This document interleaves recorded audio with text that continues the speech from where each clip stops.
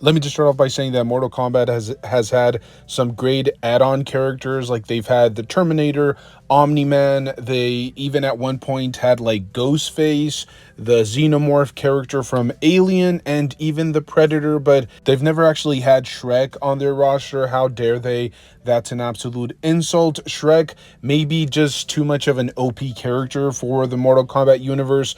Although we all know the best, or I should say the most lethal character in all of the Shrek universe definitely has to be Fiona. Let's not forget, she essentially took out Robin Hood and his merry men without even trying, without even flinching. So we need to have some Shrek characters in Mortal Kombat. Just throwing it out there, okay? You heard it here first. Anyways, all jokes aside, let's get straight into today's video. I don't even know how to start this because it's definitely not my forte. First of all, I don't really do reviews or unboxings. And secondly, I don't really collect TMNT action figures, but I decided why not? I'll jump in on this line because it is McFarlane, and I do dabble when it comes down to McFarlane collectibles. This was really interesting to me because I remember hearing about it way before SDCC and then actually seeing some of the figures at San Diego Comic-Con, and I kind of low-key lost my mind over it because it was a pretty interesting concept to finally get TMNT action figures from somewhere else other than like NECA, because I know there have been some other manufacturers. I think like Mattel might have done a TMNT line back in the day, and maybe we did get some from Mezco, but those were, I don't know, they were kind of like outliers. It wasn't a consistent stream of TMNT action figures. However, over the past few months, we have received quite a few great announcements. The TMNT line obviously being the biggest one, and then the 2012 animated NECA line coming in, or the NECA wave coming in really soon within the next few months.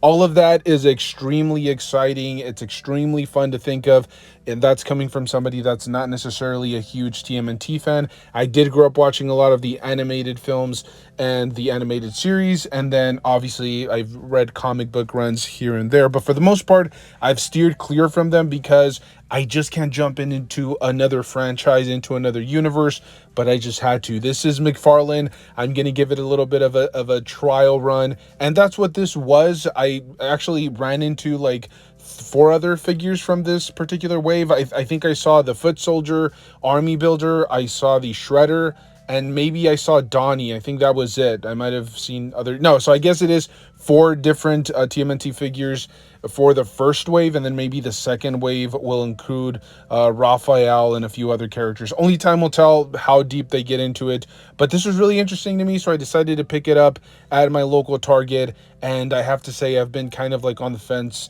about going to Target on the weekends because they're always asking me who my cell phone provider is. I guess they have like... I don't know if they're Sprint employees roaming around inside the Target, and they're just trying to like forcefully get me to sign up with them. And I don't feel comfortable with it, especially when I'm doing like my hunt videos and they're like just hovering behind me, trying to like get me to sign a contract. I'm good, okay? Stop asking me who my cell phone provider is. That's a pretty personal question. But yeah, look, I decided to pick this figure up. It will come, this particular figure will come with a couple of extra hands, a couple of extra feet. It will come with both swords, and then a sheath, some sheaths that can be ported onto the back, and then an extra alternate head sculpt. This figure, in terms of sculpt work, in terms of design, I absolutely love it. There's a ton of like texturing all over the body, very reminiscent of what like a real turtle has. It has like that little weird kind of wrinkly skin everywhere, and the shell has some really cool, neat patterns on the back. There's also some really good painted details, especially like on the buckles and on the straps for where he actually carries his swords. And then essentially wherever there's like wraps, so there's some wraps on his feet or in his ankles, and then around his wrists and his hands. That wrapping, they did a phenomenal job with it. There's a little bit of a light wash on it. Well, I guess it is pretty heavy, but you can see the plastic color kind of popping out from underneath, and it just makes it look gritty. It makes it look realistic. It just gives it more character, and I genuinely enjoy that. Not to mention the comic book. I mean, personally, I'm not a huge fan of the comic book trend when they include comic books into action figures and collectibles. I think they started, I just mentioned how Magic the Gathering did their whole thing where they're including a card with a Marvel Legends action figure, which I think is absolute buffoonery. So here I kind of feel the same way. I mean, I love comic books just as much as the next guy, and from my understanding, this is supposed to be a comic book that is exclusive to the action figure, if I'm not mistaken. At least that's what the packaging said. And so that's pretty neat and cool. But for me personally, I'll pass on the comic book. I don't really need it in my collection. I don't need it in my display. I'm probably going to read it to my kids or something, but it's not something that I would go out of my way to include, if I were McFarlane anyways, to include in an action figure release. Not to mention, most people that really want a specific TMNT storyline, they already have it in comic book form. So it just feels like it's kind of like a little added bonus in there because it doesn't cost as much to print. I think it's much easier to include a comic book than like an extra accessory or an extra head sculpt or better paint apps or things of that nature. So in terms of what the figure comes with, the overall sculpt work, the texturing, the paint apps, I think they did everything that you could have possibly imagined. And I actually like the engineer work here. The head sculpt is ported onto a little ball joint. It's a double-sided ball joint that goes into the neck, but they did a really good job of designing it, so the head articulation is phenomenal. There's a single articulated joint at the elbow and the knees, which honestly is really frustrating to me. I would have preferred the double joints there to really help with movement and articulation, but the single joints do a decent job overall. But you're going to run into a lot of issues when it comes to articulating this figure. I would have loved some deeper cuts for the butterfly joint so he can articulate his arms forwards and backwards a little bit more. Unfortunately, that doesn't exist. There are also no cuts like on the arms and the lower legs and even the upper legs. Like sometimes you'll have thigh cuts on a lot of action figure lines, and I think that really helps with articulation. But here, you're not going to get that. They could have also done some alterations to help the leg articulate forward a little bit more. So cut up on like the actual torso, like the lower torso. They could have cut away the plastic a little bit. I know it would have been a huge problem with the design. It would have made the figure look a little bit wonky. But at the end of the day, it really hinders articulation, and I think it's really frustrating from somebody that kind of expected slightly better articulation than what we got. Overall, I like the figure. I'll be honest with you guys, this isn't like the best TMNT figure that I've ever come across. Well, I should say it maybe is the best figure, TMNT figure that I've ever played around with, but I'm sure that there are others that are, you know, slightly better articulated. But I just feel like at the $25 price point with all the extras, with the extra paint apps, I just feel like there's just so much value when it comes down to this action figure line. So there are some great things, as I mentioned. I love the engineering here, the way that you can replace the whole hand as well as the feet. I actually like that design choice because it still doesn't hinder the articulation and it gives you different looks. You can have the fisted hands, you can have the hands that actually hold the swords, same thing with the feet. And as I mentioned, it doesn't hinder articulation too much, and it was a design choice to kind of hide those articulation points. So I actually enjoy that, and I think McFarlane went above and beyond when it comes down to that. When you take a closer look at the wrists, you can see where the cut is at to really help the wrist articulate, but from afar you really can't see those articulation points. And that's actually something that I noticed with the San Diego live stream, as well as some of the other reveals where they had the figures up there, and I thought, are these even articulated? But it's just because of the way that he designed the figures. It really hides articulation incredibly well, and overall I really like the aesthetics.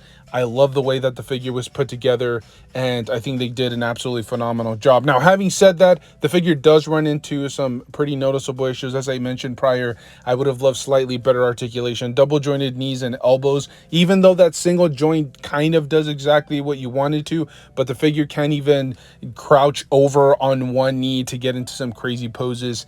I don't know, it's a little bit frustrating for me. That's something that I've always wanted to do with the TMNT figure. I can do it with NECA. I don't think I've ever been able to do it with like Playmates. So it's just frustrating moving forward. I would like to see McFarlane try to do something a little bit more intricate and crazier. Another big point of emphasis is the scale. You're looking at like a 5-inch TMNT action figure. He just completely gets dwarfed by like every other line that I own at the moment. I just don't understand that particular scale. I mean, you already have almost every single line that you're working on, aside from like sports and some of the anime action figures, you essentially make nothing but 1/10 scale or 7-inch articulated action figures. Why manufacture a brand new action figure line at a brand new scale? It just doesn't make any sense to me. I think they're closer to maybe the 1/12 scale if you really like sit down and do math, but it just doesn't make any sense to me, especially considering I already have a ton of DC Multiverse action figures. I would have loved to see these, on a larger scale, and maybe have them be accurate to like a video game of some kind, because I'm sure McFarlane would be able to work out a licensing agreement with that particular universe. But all in all, this is a good solid action figure. I think, in my personal opinion, when it comes down to accessible action figures for the TMNT universe, or just affordable, this to me is like above anything else that you could ever get. I think it's head and shoulders above NECA just because of the price point. Obviously, you're looking at $38 with NECA, and then McFarlane is at the $25 price point. They're different scales. The NECA line usually has better accessories and better paint apps overall. But here, I think McFarlane kind of blurred the line. I think the only real advantage that NECA has is you're getting more plastic. They're bigger TMNT figures, and then more accessories, but you do have to pay that extra premium price. You're almost paying $40, whereas in McFarlane is offering you a 5-inch TMNT action figure line for $25, which I think honestly is an absolute bargain. Now, if it were up to me, I would have cut away a few things here and there. Like if it came down to it, I would have just had one head sculpt, no extra hands, no extra feet, just the weapons, and then make the figure a little bit more articulated. That would have been my only real complaint, or my only real nitpick, because I'm that kind of guy. I like to get figures into dynamic, crazy poses. And unfortunately, I think you can do a decent job with this figure, but it's not going to get into anything too crazy. It's just going to be, with him with his weapons, different angles, and, he kind of articulates his arms and his legs decently, but nothing too crazy. But as I said, nothing really compares to this. I think McFarlane did a better job than NECA. He completely destroyed any other line that's similar to his scale. For example, the Loyal Subjects, which usually has very flimsy and thin plastic. McFarlane is doing just a much better job than almost anybody else in the market. If you're looking for an affordable TMNT action figure line that won't break the bank, that isn't going to like blow your mind away, but it's just going to be a good solid TMNT action figure, I highly suggest you guys pick up this figure. Now, I'm very curious to see how the Shredder compares, because that figure does appear to have like mid-torso articulation. Same thing with the Foot Soldier. Whereas in obviously the TMNT figures, you're looking at the shell, you're looking at no articulation at that mid-torso, and it's going to be a little bit hindered because of the way that the figures are, or I should say the characters are designed. But I'm very curious to get my hands on that Shredder and actually see if he can get into some dynamic poses. Overall, as I mentioned at the beginning of this video, to me it was just about test driving this line, and I have to say I thoroughly enjoyed it. It does have some shortcomings here and there, articulation wise. Why would he go with single joints at the elbows and the knees? Why is there no upper thigh cut, which is something that it's an issue that he's had with his McFarlane DC Multiverse line as well. And minor little nitpicks, but the articulation at the neck is top notch. And then I love the way that he was able to hide those wrist joints as well as the ankle joints. This is a phenomenal looking figure. I can't wait to pick up more in the foreseeable future. As I said, I was going to test this figure out. I was going to see if it was worth it. To me, it's 100% worth it. I was prepared to pay like at least $30 for this figure at $24.99.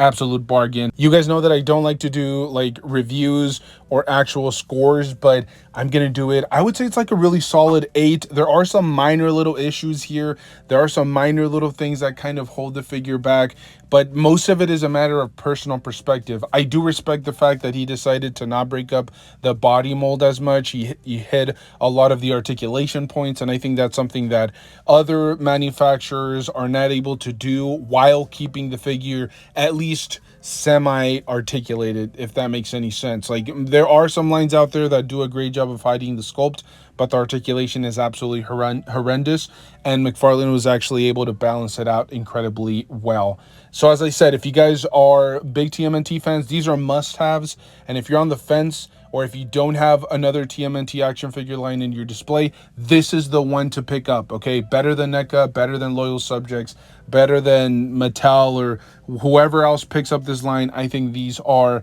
the prototypical best TMNT action figures at that affordable $25 to $30 price point. But as always, this is just my personal opinion, my personal take. I'm very curious to see what all of you guys have to say. I apologize if this came off as more of a rant than an actual review, but this channel really has never been known for reviews or unboxings. But as I said, I just had to give you guys my personal take, had to get it off my chest. This is a great action figure.